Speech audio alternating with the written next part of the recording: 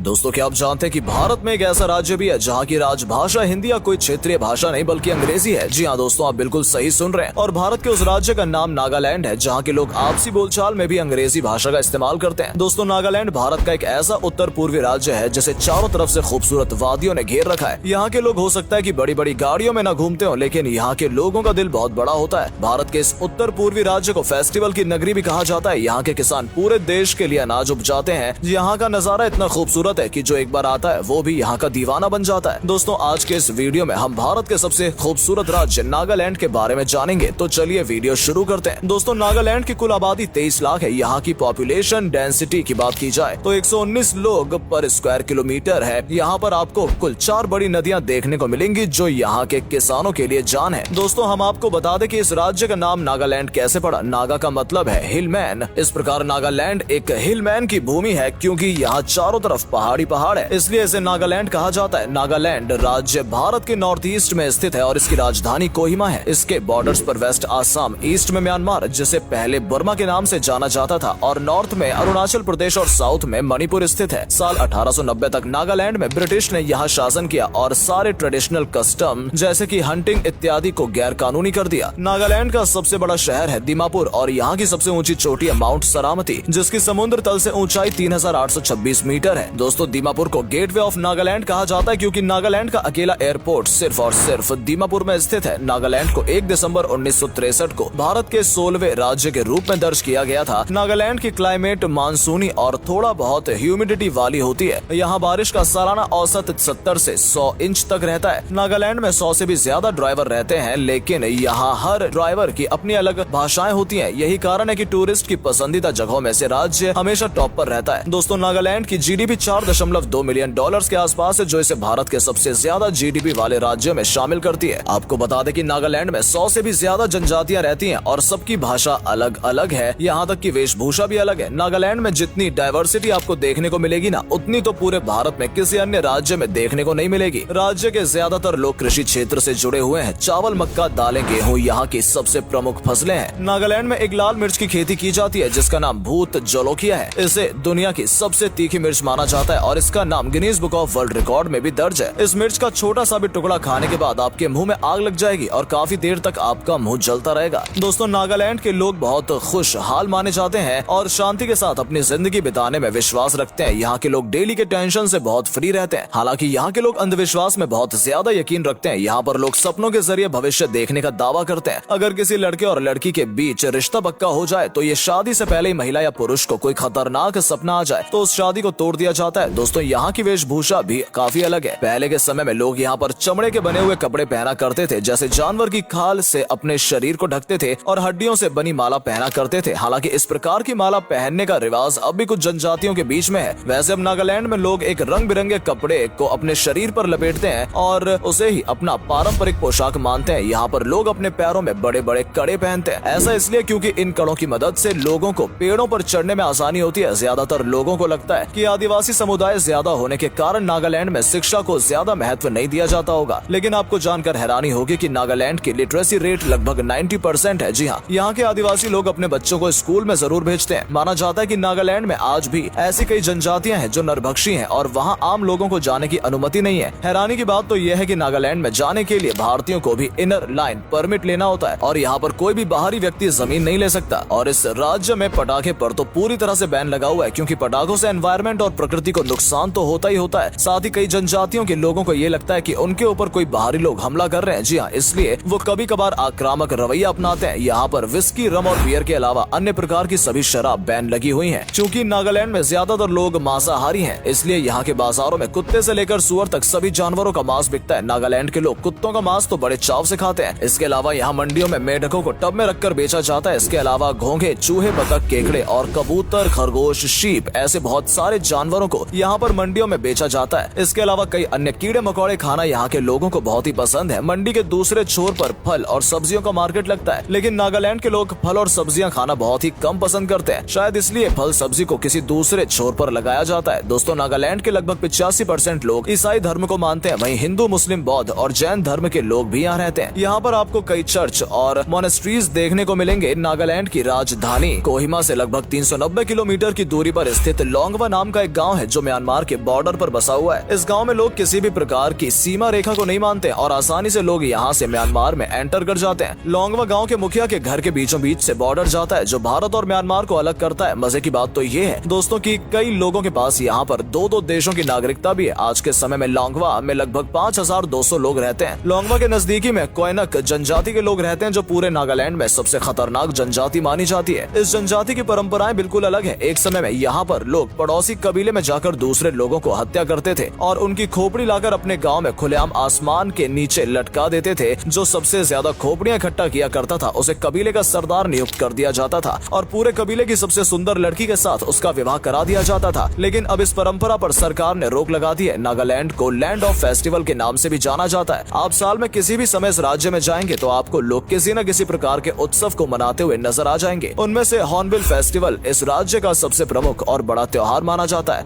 ये फेस्टिवल हर साल 1 से 10 दिसंबर तक चलता है। इसमें लोग जमकर मौज मस्ती करते हैं और लाजवाब ट्राइबल फूड्स का मजा उठाते हैं। ट्राइबल पकवानों में सबसे ज्यादा खाए जाने वाले पकवान में अखुरी, सुख, बास्के, स्प्राउट और पोर्क आदि शामिल हैं। इस त्योहार में लोग अपनी पारंपरिक वेशभूषा पहनते हैं और मिलकर जमकर नृत्य करते हैं। चावल से बनाई जाने वाली खास देशी शराब भी इस फेस्टिवल के दौरान खूब पी जाती है। हॉर्नबिल के अलावा तुलाली फेस्टिवल, यमसी फेस्टिवल, सैक्रेनी फेस्टिवल भी नागालैंड के प्रमुख त्योहारों में से एक है। तो चलिए बात करते हैं अब नागालैंड में घूमने लायक मनमोहक जगहों के बारे में। वैसे तो ये पूरा राज्य ही आपको अपनी ओर आकर्षित करता है। हर मोड़ और हर समय आपको नया दृश्य देखने को मिल जाएगा। ये चोटी से प्रकृति का खूबसूरत नजारों का आप लुत्फ उठा सकते हैं। अगर आप रंग बिरंगे फूल देखना चाहते हैं तो आपको यहाँ के वैली का शेर जरूर देखें। यहाँ की वैली में जहाँ तक आपकी नजर जाएगी वहाँ तक खूबसूरत फूल ही फूल आपको नजर आएंगे। इसके अलावा मोकोकचुंग नागालैंड का सबसे पुराने गाँव में से एक है और ट्रैकिंग के शौकीन लोगों के लिए यहाँ का चापू चोटी मुख्य आकर्षण का बिंदु है। ये नागालैंड की दूसरी सबसे ऊंची चोटी और इस चोटी के कारण ही नागालैंड को नॉर्थ ईस्ट का स्विट्जरलैंड कहा जाता है। इसके अलावा Ntangki national park, Fakim wildlife sanctuary और रंगा वाइल्ड लाइफ सेंचुरी जैसे उद्यान में आप जंगल सफारी का आनंद ले सकते हैं। वैसे तो पूरे साल ही नागालैंड का मौसम बेहद सुहावना रहता है लेकिन बरसात के दौरान इस राज्य की सुंदरता देखने लायक होती है। नागालैंड घूमने के लिए मई से सितंबर तक का समय सबसे अच्छा माना जाता है। यहाँ पर ज्यादा गर्मी न होने के कारण बड़ी संख्या में टूरिस्ट सुकून के पल बिताने आते हैं। अगर आप प्रकृति को नजदीक से देखना चाहते हैं तो आप अपनी भागदौड़ भरी जिंदगी से कुछ समय अपनों के साथ बिताना चाहते हैं तो नागालैंड आपके लिए बहुत ही फेवरेट और सूटेबल होगा क्योंकि ये बहुत बड़ा टूरिस्ट डेस्टिनेशन है। नागालैंड को जब से पूर्ण राज्य का दर्जा मिला है तब से लेकर 2012 तक यहाँ कोई भी महिला विधायक नहीं थी क्योंकि नागालैंड में ज्यादातर आदिवासी समुदाय के लोग रहते हैं जिनमें महिलाओं को घर से बाहर निकलना या फिर चुनाव आदि प्रक्रिया में शामिल होना गलत माना जाता है। हालांकि पिछले साल फेंगनॉन कोन्याक को पहली महिला MP होने का गौरव प्राप्त हुआ है। इन सभी चीजों को देखने के बाद ये साफ पता चलता है कि नागालैंड में भी चीजें बदली जा रही हैं और नागालैंड की राजनीति में महिलाओं की भागीदारी बढ़ रही है। नागालैंड का स्टेट एनिमल घड़ियाल और सफेद मुंह वाले किंगफिशर को यहाँ का स्टेट बर्ड का दर्जा प्राप्त है और यहाँ पर कई तरह के मिनरल्स भी पाए जाते हैं। दोस्तों आपको नागालैंड के बारे में कौन सी बात अच्छी लगी हमें कमेंट्स में जरूर बताएं और हमारी वीडियो को लाइक करना ना भूलें। मिलते हैं नेक्स्ट वीडियो में, तब तक के लिए धन्यवाद।